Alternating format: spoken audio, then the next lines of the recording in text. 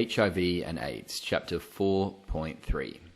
By the end of this section, you should be able to describe the structures and functions of the lymphatic systems, identify the white blood cells as the cells that are primarily attacked by HIV, and explain how HIV affects the immune system.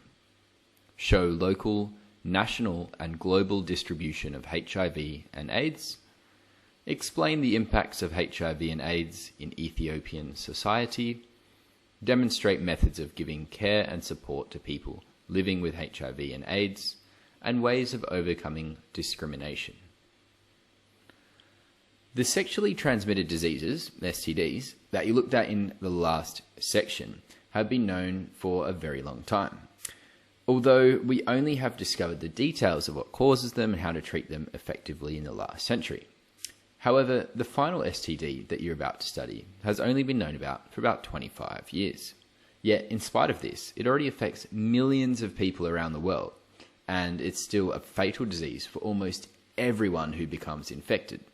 This new disease is HIV/AIDS, and it raises some serious issues in Ethiopia, as it does around the world.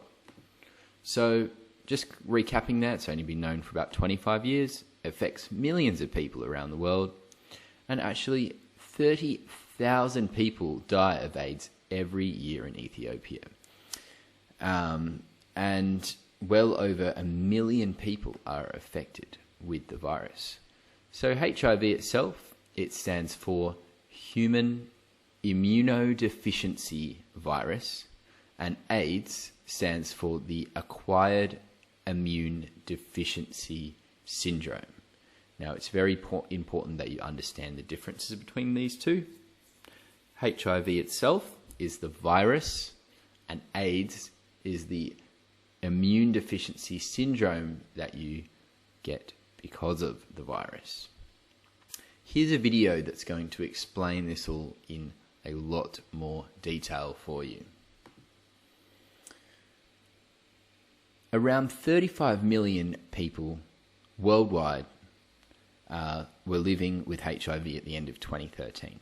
Globally, around 6,300 people are being infected every single day, many of them between the ages of 15 and 24 years. Think about it this way: 4 people are affected every single minute. Around 1.5 million people die of AIDS every single year. So this is a very, very serious issue. In Ethiopia, the AIDS is actually the leading cause of death for people aged 15 to 49, and it's had enormous implications for the economy of the region.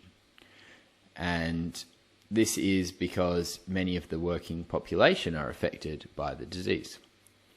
In 2010, almost 28,000 people in Ethiopia died of AIDS. And in the same year, it was recorded that about 800,000 children were orphans because their parents had died because of the virus. About 1 million people in Ethiopia are currently living with HIV and AIDS.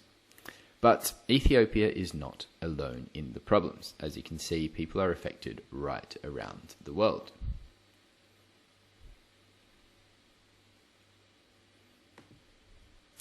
Here's a video that will talk about AIDS in Africa and 10 of the countries with the highest HIV and AIDS rates. Here's another video that talks about the huge impact of HIV and AIDS in Africa. Alright, let's go into what HIV actually is in a lot of more detail now. Okay, so your immune system is based in your lymph system, and this spreads throughout your body. And your capillary walls, they are permeable to everything in your blood apart from the red blood cells that carry the oxygen around, as well as large plasma proteins. So all your blood flows through your capillaries from the arterial system, and it's under pressure, so fluid is squeezed out of your vessels. And the fluid fills spaces in between your cells and your body. Okay? And it is through this fluid that all the diffusion between blood and your cells takes place. So, most of this fluid is eventually returned back to your blood. Some of it moves back to your capillaries as they go near your veins, but a lot of it drains into a series of ending tubes that is part of the lymph system. And this here is the lymph system. Okay?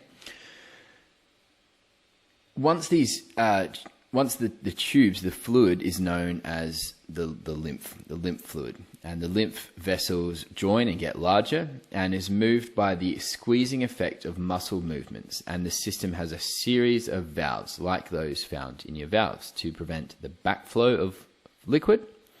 And it's finally returned to your blood around the neck area. And this is where the lymph vessels join in large veins. Along your lymph vessels, you find your lymph glands, the white blood cells known as lymphocytes. Okay? And these lymphocytes gather in the glands and produce antibodies against invading pathogens. The antibodies carried in the blood, and the lymph glands also filter out bacteria and other microbes that get ingested by phagocytes. Enlarged lymph glands, so swollen glands, are a sign that your body is fighting off an invading pathogen. And you can see here in this figure 4.33, why doctors often examine the neck, the armpits, and also the groin to see if those glands are enlarged. Okay, so HIV, the virus, actually attacks this system. How does it do it? Well, the human immune system, remember we spoke about the fact that it's made up of those white blood cells that protect the body from infection. Okay, normally when the virus enters the body, the cells that make up the immune system begin to work at once. So there's two main types of these cells. It's really important that you know these two types. The T cells, which bind to the antigens, and we've been through these in a previous chapter, and they will destroy them. And then you've got the B cells. These are the ones which make antibodies which bind to the microbe and destroy it. So, it can take some time for your body to produce enough of these T and B cells. These are the white blood cells, the lymphocytes, with the right receptors to overcome a pathogen. And while the immune system is producing our defenses, we start feeling a bit ill because of the disease. So, just recapping some of these things. Lymph, remember that was the system, and the lymph itself is the fluid containing white blood cells which flows through the lymphatic system. Lymphocytes, on the other hand, are the white blood cells which form antibodies against microbes. Alright, HIV, how it affects this system, well, what it does is it attacks the T cells of your immune system. Basically, it gets inside of them so they don't work anymore. And you need both types of cells for your immune system to work properly. So as more and more T cells are invaded by the virus, your immune system gets less and less effective. And that's why people with HIV and AIDS get so many other infections. HIV attacks T cells and gets inside them so they no longer work. Alright? Remember, these T cells are the ones that bind to the antigens and destroy them. But if you've got the HIV virus, it's going to make these T cells ineffective. Okay? What are the T cells? They are the ones that the white blood cells that recognize and attach to a cell carrying a foreign antigen. Remember, that's the marker that's on it, and it will destroy it. Whereas B cells, they recognize and attach to a foreign antigen, reproducing and forming many identical copies of themselves which secrete antibodies to destroy the antigen. So these will attach, these will secrete antibodies and kind of attack from a distance. So there are some drugs that can be used to slow down the progress of HIV and AIDS, but sadly there is no cure or vaccine like a lot of these other ones, and that means that it's a really big problem. The antiviral drugs, they can help. They can help by slowing things down, and the person with HIV can remain healthy, but it's something that they're going to have to keep taking that medication throughout their whole life. So how can someone stay healthy? Well, they've got to follow the guidelines of medication that they are prescribed. It's really important. That helps to reduce the impact of HIV. Stay in close touch with a doctor. That's really, really important. Eat a balanced and nutritious diet, so a variety of fruits and vegetables and proteins, and drinking also plenty of water as well. Exercise and just keeping fit, so maintaining healthy that way too. And also getting support from friends and family. So there's a lot of support out there, and it's up to you, if you do have it, to actually go out and actively seek that help. Preventing it. So a bit like the STDs, there's a few methods that will help to control the spread of HIV. Faithfulness. If you have a partner, you stick with that partner and you don't have sex with others. Abstinence. If you refrain from having sex, then you are unlikely to spread the HIV. And of course, if you are going to have a sex, use a condom. Here is a video a bit about the stigma and ignorance about HIV in South Africa.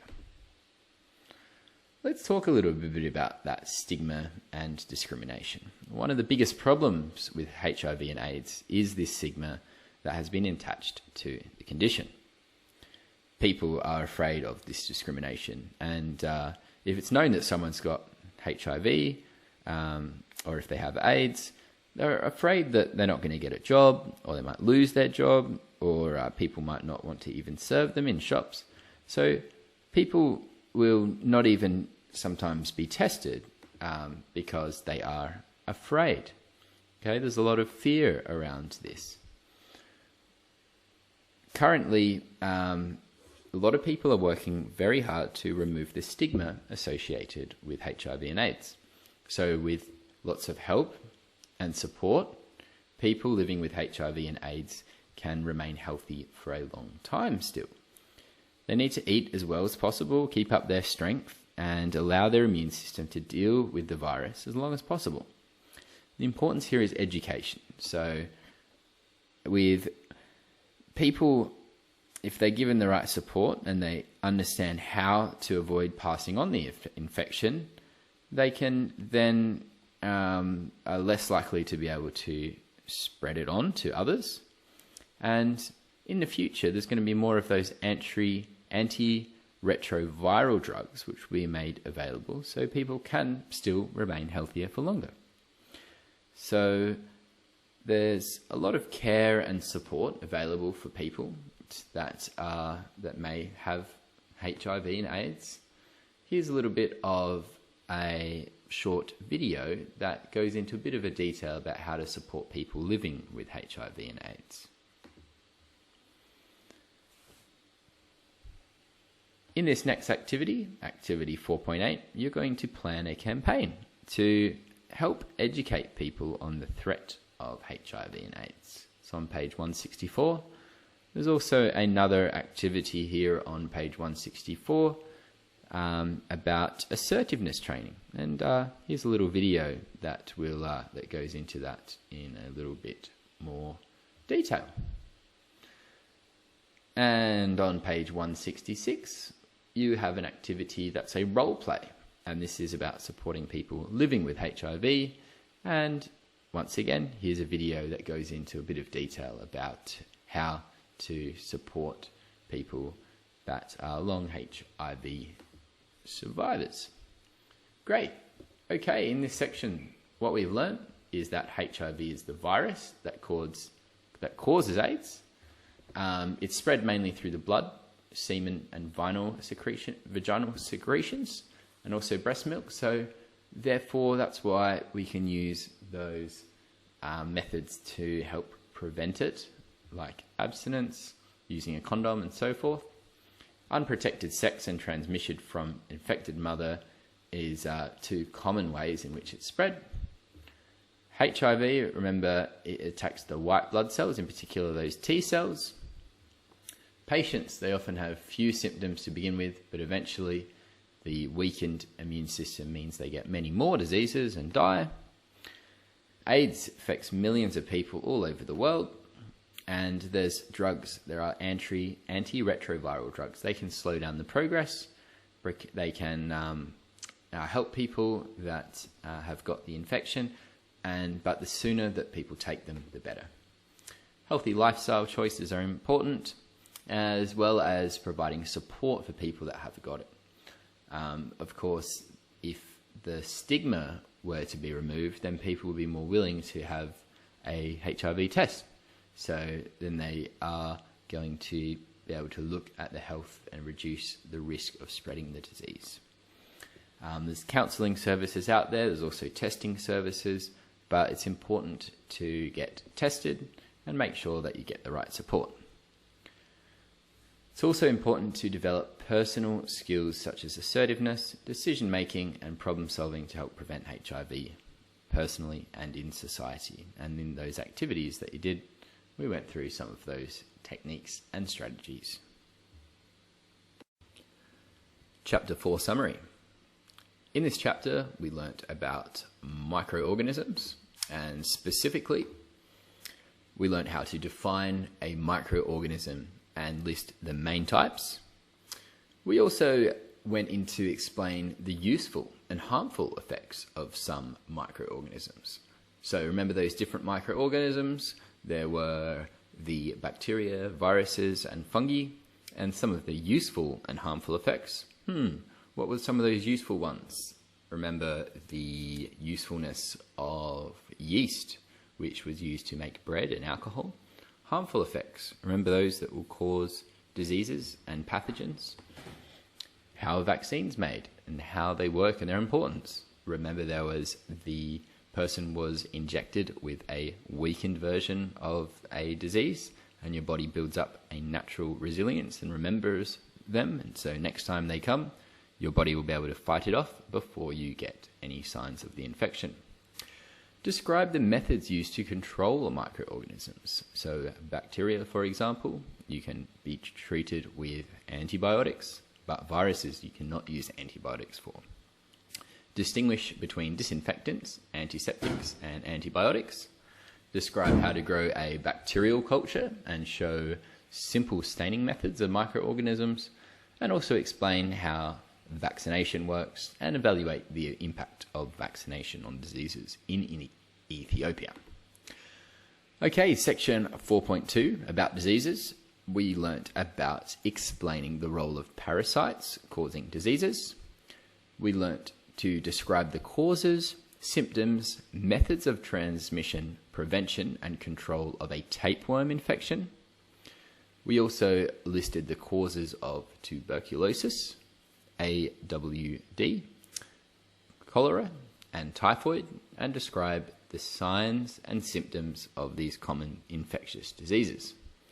We also explained how tuberculosis, AWD, cholera, typhoid and gastrointestinus are spread from one person to another and the methods of prevention in controlling them. We also learnt what a vector was. Remember, they were the things that would carry the disease and spread it. Explain the effects of the mosquito and malaria on the health of human beings and its methods of transmission, prevention, and ways to control it. We also looked at ways in which behaviour and lifestyle choices can affect the spread of STDs.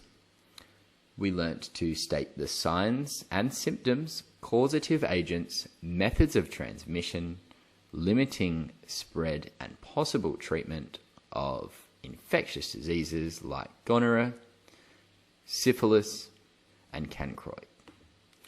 We also learnt about the risks of taking self-prescribed medicines and explain how both modern and traditional medicines should be used and handled, and discussing the advantages and disadvantages of both.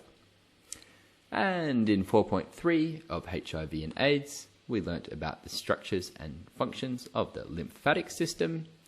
We learnt to identify white blood cells as the ones that are primarily attacked by HIV and explain how it affects the immune system. We also were shown local, national and global distribution of HIV and AIDS, as well as explaining the impacts of HIV and AIDS in Ethiopian society. In those activities, you demonstrated methods of giving care and support to people living with HIV and AIDS and ways of overcoming discrimination. We explained the importance of counselling and testing services, as well as the importance of willingness to participate in testing.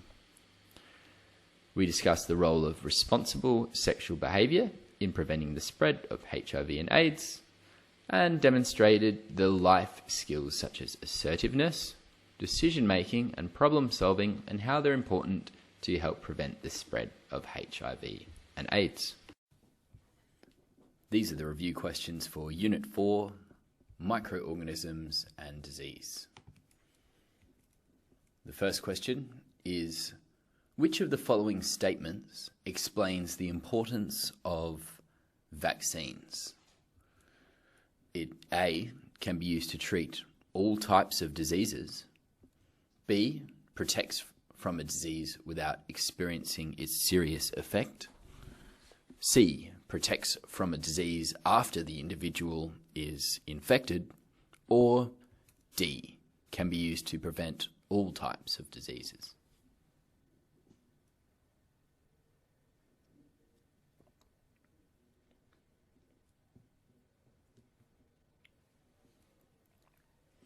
And the correct answer is B, protects from a disease without experiencing its serious effect. So a vaccine protects from a disease without experiencing its serious effects because during the vaccination process, a weakened or dead strain of the pathogen is injected into you, which triggers your immune response without risking the serious developments of the disease. Question 2. Which of the following methods is used to control gonorrhea?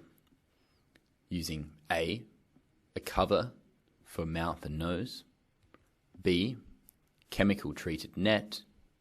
C, a male or female condom. Or D, anti-worm drugs.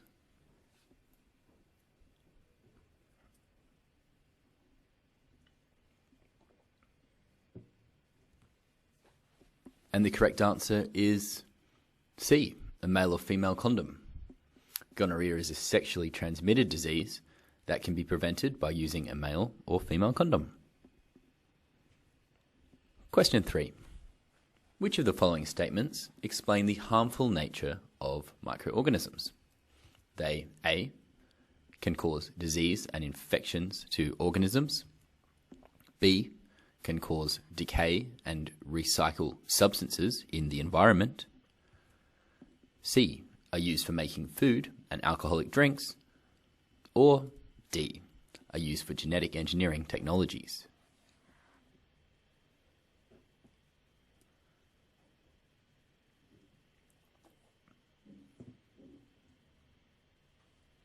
And the correct answer is A. A can cause disease and infections to organisms. Causing diseases of infections to organisms and food spoilage are the harmful nature of microorganisms.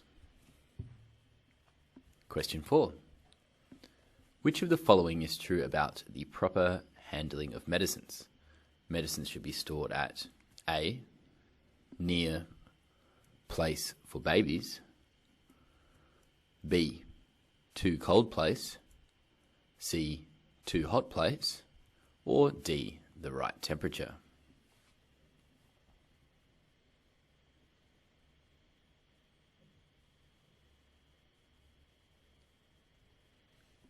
And the answer is D, the right temperature. Medicines should not be stored at extremes of too hot or too cold. It should always be stored at the right temperature and kept away from the reach of children. Question 5. Someone took a traditional medicine, Yihabisha Koso, after he was infected with the tapeworm parasite. After a day, a long chain of proglottids passed out of his feces. This shows that Yihabisha Koso is a powerful medicine to A, make the parasite cyclical, B, treat the tapeworm infection, C, facilitate the infection, or D, spread the parasite.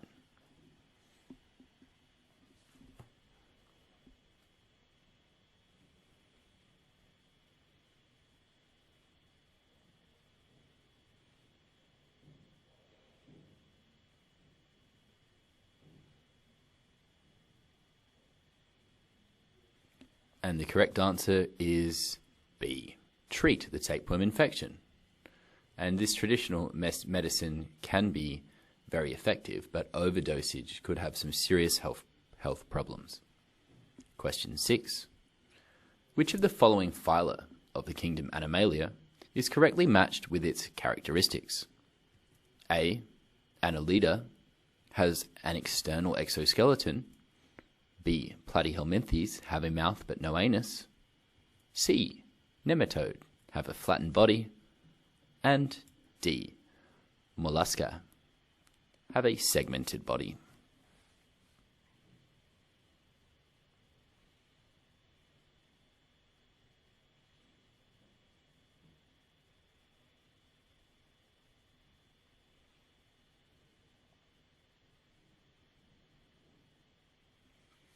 And the correct answer is B, Platyhelminthes. These phyla have a mouth but no anus.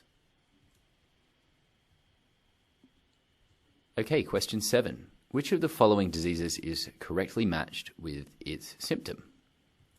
A, tapeworm to a fever. B, tuberculosis, shivering.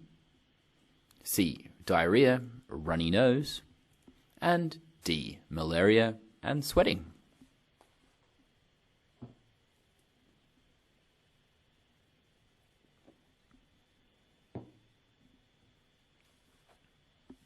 And the correct answer is D, malaria with sweating. When you have malaria, you get fever, chills, and sweating as well. It's another symptom which makes the person feel exhausted. Question 8.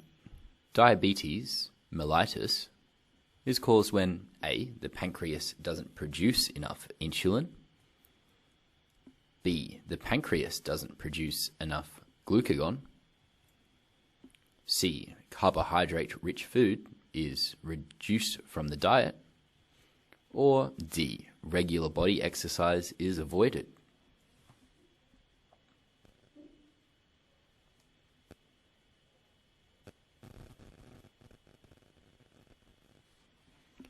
And the correct answer is A, pancreas doesn't produce enough insulin.